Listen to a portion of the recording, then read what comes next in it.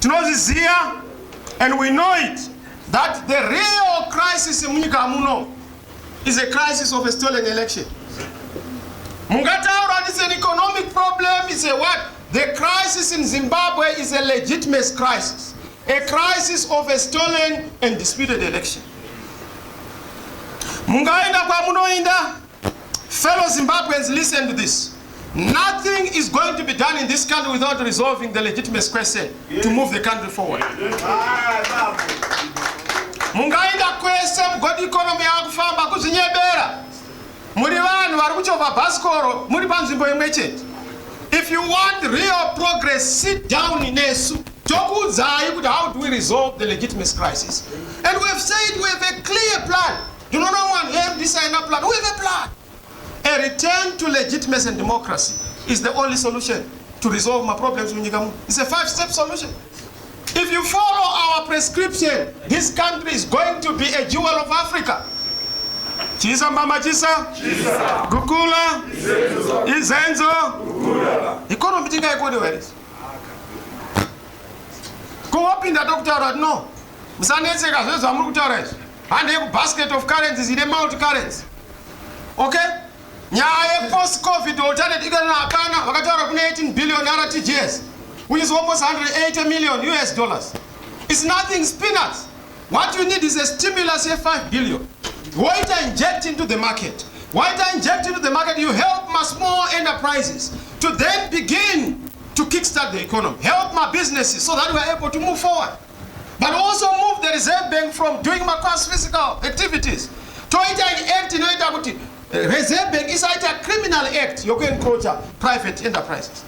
Does it?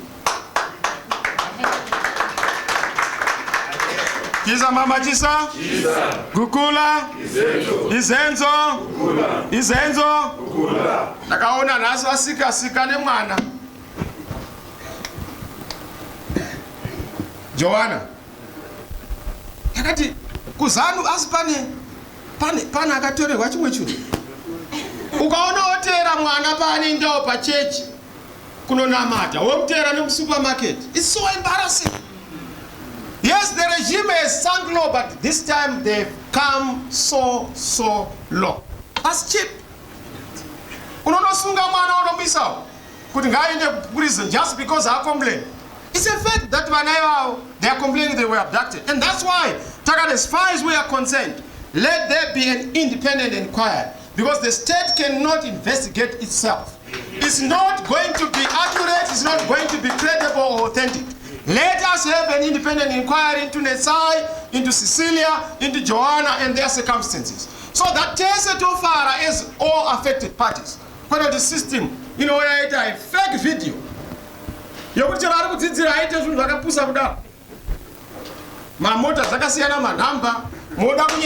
you lie to yourself. The biggest crisis in this country is the crisis of lying. Government has institutionalized falsehood. Kunyaza kugara broadcaster pa press conference a lie. That's a crisis. In other countries, you will not have a government that institutionalized lying. It must be criminals who lie, but not a government. And this is the problem we have to deal with. I was saying to myself, Paitika my illegal recalls, president says something about it. The boat is sinking. It's not sinking. Trukuziva formula. Tamba chilembo mswenda kabati. Hakuna kwa munoenda chero mukaenda kupi mkoma mnangagwa. Mungada kunouya mchinopinda nekudhoro koko takasunga. Kupinda nekudhoro koko takasunga. Ma MP amunofunga matora esa achadzoka ende kana adzoka double.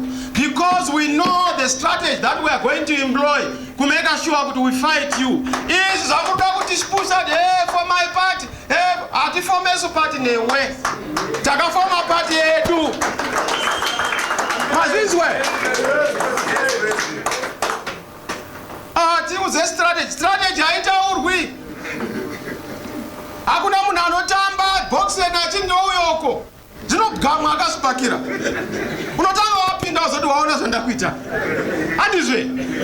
So some of you want us to say too much. But we know what is happening. We will not allow them to continue doing what they are doing. Yes, Markita, my legal recalls. And I want to tell you, the banning of the MDC is going to be reversed. How are we going to reverse it? There's a political program that we are going to roll out that is going to involve all of you. Even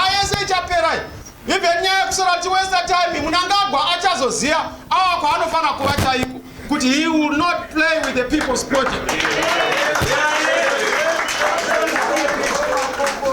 I want to tell you, MDC I defeat when is manga. That's why I'm trying to tender Harare province. Makagona chikombo. Matsotse anetsai. Makano atamba yakusere. Because no atambura.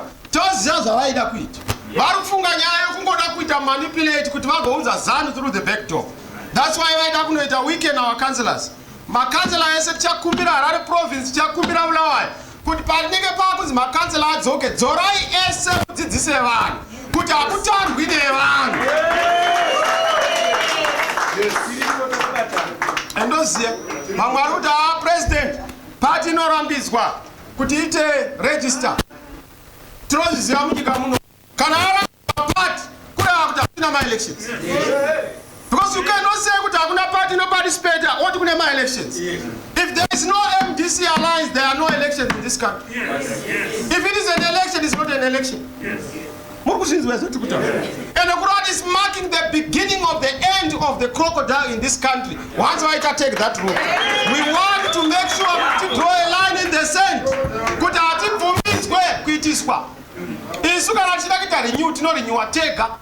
On our own terms, during our own time, and tisina manikizwa, and we'll get there.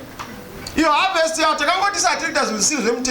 But when you go to Mzanda courts, court is not our core strategy. But we are a lawful part. Let's lead by example. Tapindam government, we must be leading by rule of law. Tikatanga is to rule by anarchy. But no pinda, Chabaira, Chikakokera, Tetango at the same. So that's why it is not going to harvest anything. Now, it's not going to have you are to talk about Torah, you know, to Mangwana. But at this point, because it's not necessary for us to in order to us no farmers. Chisa, Mama Chisa, Kukula, Izenzo. So our MPs are coming back.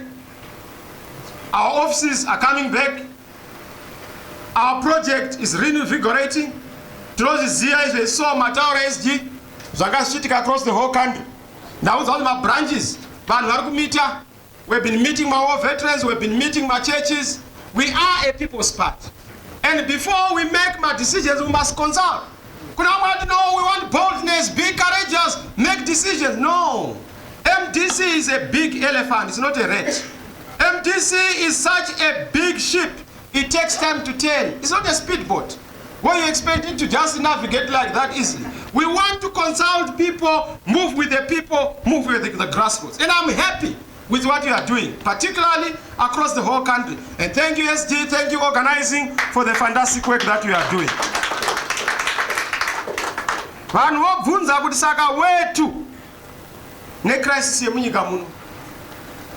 Dr. And I want to thank the ANC for the effort to try and resolve our crisis. ZANU has become a delinquent neighbor. ZANU has become a problem child in the movement, the liberation movement. And we want to thank the ANC for calling them to order. But we want to also thank the EFF, Nana Musima Imane, the solidarity from South Africa, the trade unions, we thank them.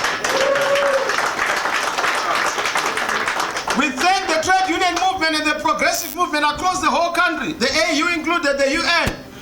We thank them for their solidarity with the Zimbabwean lives that matter across the whole world. And we want to thank them for continuing to support us.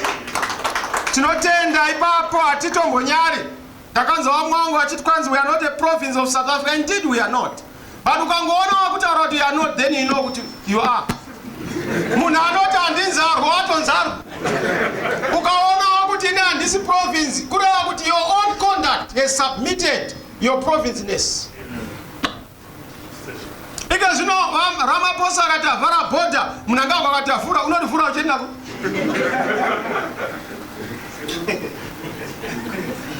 Saka unotaura kuti chii? Chisa mbamba chisa? Gukula. Izenzo.